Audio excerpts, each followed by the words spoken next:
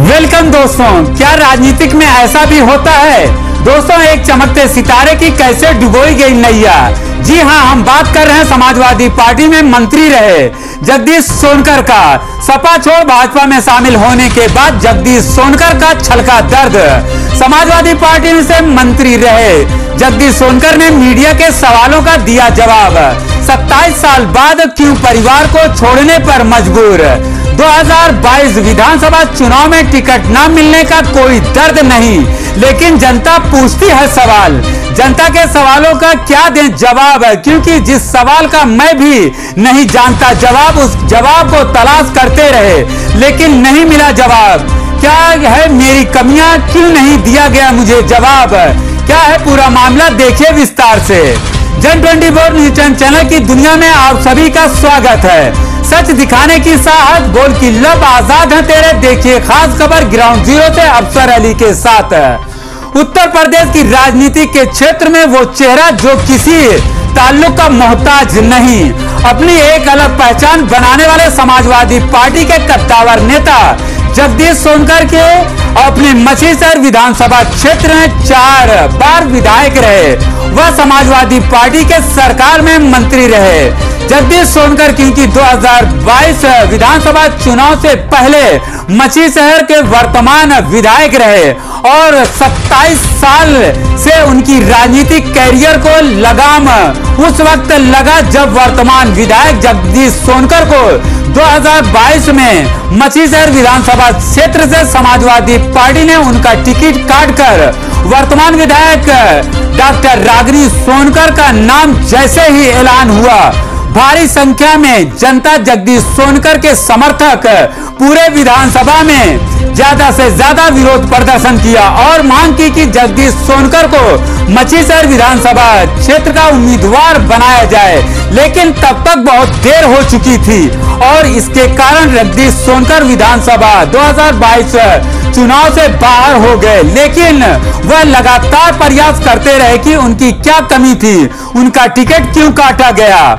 जनता के सवालों का क्या जवाब तलाशते रहे, लेकिन उनके सवालों का जवाब आज तक नहीं मिला। जवाब उन्हें अपनी राजनीतिक कैरियर 27 साल समाजवादी पार्टी के साथ पूरी ईमानदारी के साथ लगे रहे, लेकिन उनको क्या मिला? देखिए ग्राउंड जीरो से जगदीश सोनकर ने मीडिया के सवालों का क्या दिया जवाब। देखिए ग्राउंड जीरो से ये खास रिपोर्ट। इस वीडियो की खास बातचीत चलती रहेगी। इससे पहले इस वीडियो को लाइक करें, दोस्तों के साथ शेयर करें। नए आने वाले व्यूअर जन24 न्यूज टाइम चैनल को सब्सक्राइब कर लें, बेल आइकॉन को जरूर क्लिक करें ताकि ऐसे ही सच्चाई पर आधारित खबरों का नोटिफिकेशन सबसे पहले आपको मिले। जगदीश सोनकर ने क्या कहा, पूरी दास्तान देखिए जन24 न्यूज टाइम पर पूरी रिपोर्ट। देखिए, मैं छात्र जीवन से राजनीति कॉलेजों में किया, विद्यालयों में हम लोग शुरुआत राजनीति किया और गरीबों के बारे में, पिछड़ा हो चाहे दलित हो चाहे उच्च वर्गीय रहा हो, समाज को समानता के रूप में हमने अपने को समाज में प्रेरित, अपने को हमको मिला संस्कार, उससे हमने अपने को जोड़ा और प्रधान पद पे रहते हुए मैं विधानसभा का चुनाव 2002 में लड़ा और समाजवादी पार्टी में 27 साल मैंने अपना समय में दिया।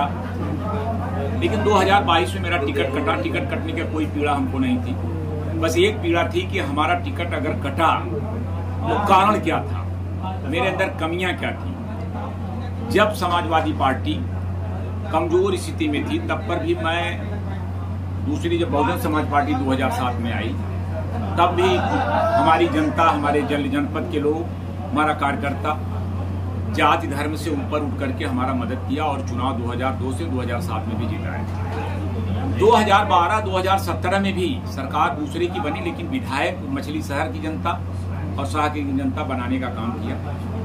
मैं जनता के बीच का जो ऋण है, जो कर्ज है, वो कभी उतार नहीं पाऊंगा। 2002 में जब 2022 में मेरा जब टिकट कटा, मैंने जानने का प्रयास किया कि मेरा टिकट क्यों कटा है, क्योंकि पार्टी ने मुझे 4 बार विधायक बनाया, मंत्री बनाया, उसकी पीड़ा नहीं थी, लेकिन कारण मुझे जनता पूछती थी आपका टिकट क्यों कटा। तो जनता के पास जवाब देने के लिए मेरे पास कोई जवाब नहीं था। मैंने नेतृत्व से जानने का प्रयास किया, लेकिन नेतृत्व ने कोई उत्तर ऐसा दिया नहीं। मुझे लगा कि मेरा जन्म अगर समाज में रह करके समाज के लोगों के बीच में काम करना, और सच्चाई है कि पद पे जो 27 साल लगातार पद पे रहा हो और पद से जनता न उतारे, कोई व्यक्ति उतार दे, उस जनता की अदालत में मुझे जाना चाहिए। और जनता की अदालत में जाकर के जो आज प्रदेश और देश की स्थिति है 2014 के पहले, सच्चाई इस बात की है कि नेतृत्व माननीय मोदी जी का जब देश में आया और इतने बहुमत की, पूर्ण बहुमत की सरकार और परचम लहराया जब जनता के बीच में, भारतीय जनता पार्टी का नाम कम, माननीय मोदी जी का नाम चारों तरफ दृश्य दिखाई देने लगा। चाहे गरीब परिवार रहा हो, चाहे महिलाएं रहा, चाहे बहनें, चाहे शिक्षक, चाहे अधिवक्ता, चाहे व्यापारी, कोई रहा, हम लोग उससे कहीं न कहीं प्रभावित होते रहते थे। और प्रभावित होने के बाद जब अभी माननीय योगी जी का नेतृत्व उत्तर प्रदेश में कानून व्यवस्था, जो सबसे बड़ी व्यवस्था थी, समाज के लिए सबसे महत्वपूर्ण थी, जो हमारी माताएं और बहनें, जो हमारी बेटियां सुरक्षित अपने घर तक चली जाएं, इसका होना, चाहे आज मेरी भी माँ बहन बेटी हो, अगर वो सुरक्षित, अगर आपकी माँ बहन बेटी या किसी की माँ बहन बेटी है, मेरी भी माँ बहन बेटी सुरक्षित नहीं। लेकिन माननीय योगी जी के राज में ऐसा देखने को मिला और हो भी रहा है। बड़ा से बड़ा चाहे अपराधी हो, बड़ा से बड़ा चाहे नेता हो, बड़ा से बड़ा चाहे व्यक्ति हो, एक भावना नजर आया इस सरकार में नेतृत्व के निर्देशों में। मुझे अच्छा लगा, मुझे लगा कि इनके शरण में जाकर के मुझे भी कुछ काम अच्छा करने का हमको और मौका मिलेगा।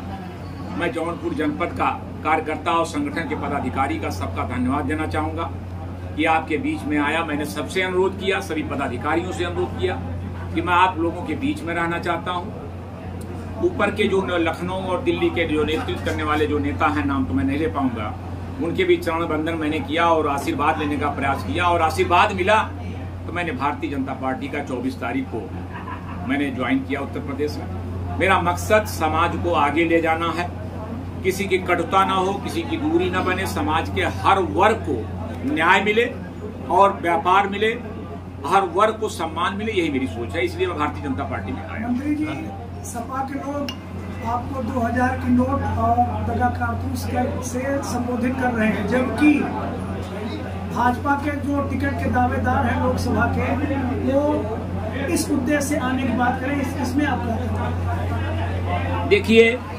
2000 नोट की बात जो है, 2000 नोट तो देखने भी अच्छी लगती है। घर में जब रखा गया था, जेब में रखा गया, तिजोरी में रखा गया, बहुत सुंदर देखने को मिलती थी। उसकी कीमत हर व्यक्ति सोचता था कि 500 की नोट ना हो, 100 की नोट ना हो, 2000 कैसे मिल जाए।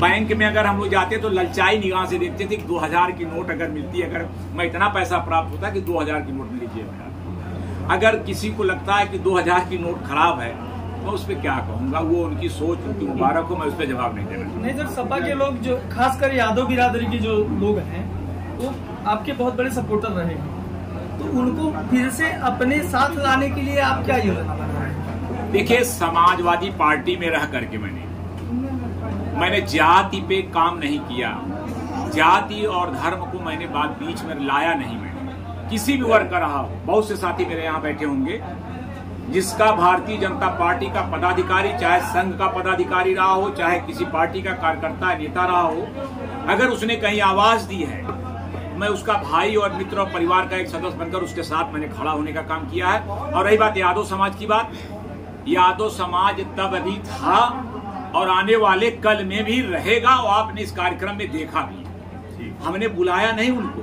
उनका प्रेम, उनका व्यवहार, उनका प्यार जो हमको मिला है वो मिलता रहेगा। ये भारतीय जनता पार्टी को विश्वास दिलाना चाहूँगा। आपका जो है विचारधारा जो है लोहिया विचारधारा से आप भाजपा में आए हैं, तो क्या आपकी विचारधारा बदल जाएगी? लोहिया विचारधारा खराब विचारधारा नहीं रही जी। कुछ मुद्दों पे लोग देखिए, मानने वाले बात है, हमारी सोच क्या है, सोच का विरोध होता है जी। विचारधारा जो है उनकी, लोहिया मानने वाले लोग, लोहिया को आज भारतीय जनता पार्टी सम्मान नहीं देता। हमारे माननीय प्रधानमंत्री उनको सम्मान देते हैं, अब बहुत ही उनकी स्मृतियां ऐसी जगह लगी है जहां पे सम्मानित दृष्टिकोण से देखी जाती है। तो उस दायरे में हम आते ही नहीं, उस दायरे से हम बाहर हैं। हम सर्व समाज सबको लेके चलने का काम कर रहे हैं। मंत्री जी, एक सवाल जगदीश लोग माना जाए लोकसभा प्रत्याशी हैं। देखिए, हम एक सिपाही के रूप में भारतीय जनता पार्टी के बीच में आने का काम मैंने किया है। कोई पद नहीं मांगा है, कोई पद मैंने नहीं मांगा है कि ये पद भारतीय जनता पार्टी देगी तो मैं काम करूंगा, लेकिन भारतीय जनता पार्टी का एक सिपाही बन करके, और ऐसा मैंने फिर भी कहा था कि 27 साल के बाद मैंने कोई दल बदला है। अपने जीवन का राजनीतिक कैरियर छात्र जीवन की शुरुआत करके अगर मैंने छोड़ा है 27 साल रह करके, 2022 में चुनाव का मुझे भी ऑफर था कि भारतीय जनता पार्टी से लड़ूं, 17 में मुझे ऑफर था कि मैं लड़ूं, लेकिन जिसके साथ रहता हूं ईमानदारी और वफादारी के साथ रहता हूं, और जहां आया हूं जन्म जन्मांतर तक अपना और अपने परिवार को लेकर के भारतीय जनता पार्टी में रहने का काम करूंगा। टिकट चुनाव ये हमारे लिए महत्वपूर्ण नहीं है। हमारे लिए गौरव की बात है कि भारतीय जनता पार्टी जो देश में नहीं विश्व के बड़े पैमाने पे भारतीय जनता पार्टी निखरी हुई है, उसके बीच काम करने का मौका मिलेगा। इससे बड़ा सौभाग्य क्या हो सकता है। पद तो आएंगे चले जाएंगे, लेकिन जो काम समाज के लिए भारतीय जनता पार्टी के साथ रह के करूंगा, उससे बड़ा मेरा सौभाग्य सबसे बड़ा होगा। 2024 में जो चुनाव हो रहा है उसमें क्या आपको जो है सांसदीय टिकट मिलेगा? देखिए, सांसदीय टिकट मैंने ना मांगा है और ना तो सांसदी की बात मैं कर रहा हूँ। सांसद का मैंने कोई लालच या मुंह में पार्टी में सांसद का टिकट मांग कर नहीं आया। लेकिन सर, कार्यकर्ताओं में खुशी की लहर है 2024 में लोकसभा लड़ाने को मिलेगा। साहब, कार्यकर्ताओं की लहर है तो कार्यकर्ताओं की आवाज जब नेता नेतृत्व तक पहुंचेगी, नेतृत्व जो उन्हें निर्देश देगा वो पालन उसका तो अच्छा से अच्छा करूँ। पार्टी से सर कुछ आश्वासन? देखिए, आश्वासन क्या, मैं एक सिपाही बनकर आया हूँ। बड़ी बोल मैं नहीं बोलूंगा और नेताओं की तरीके कि झूठ बोल करके कुछ बड़ी बोल करके अपने को प्रदर्शित कर दूं और समाज में एक संदेश दे दूं।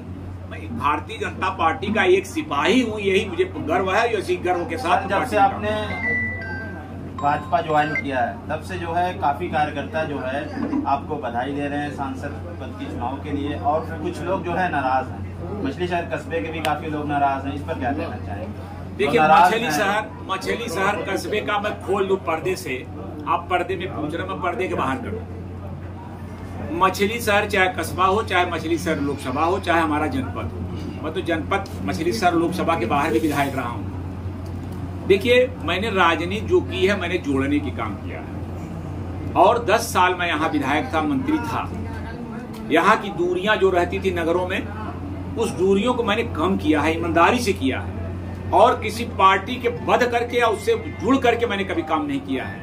नगर में सभी जात धर्म के लोगों का मुझे मत मिलता था, और यहाँ भी सभी जात धर्म के लोगों का मत मुझे 2024, 2027 जब भी कभी मौका मिलेगा, और मुझे नहीं मिलेगा तो जो भी भाई आएगा, जो भी साथी आएगा, उसको पूरी मदद सभी धर्म और जात के लोगों का कराने का काम करूंगा।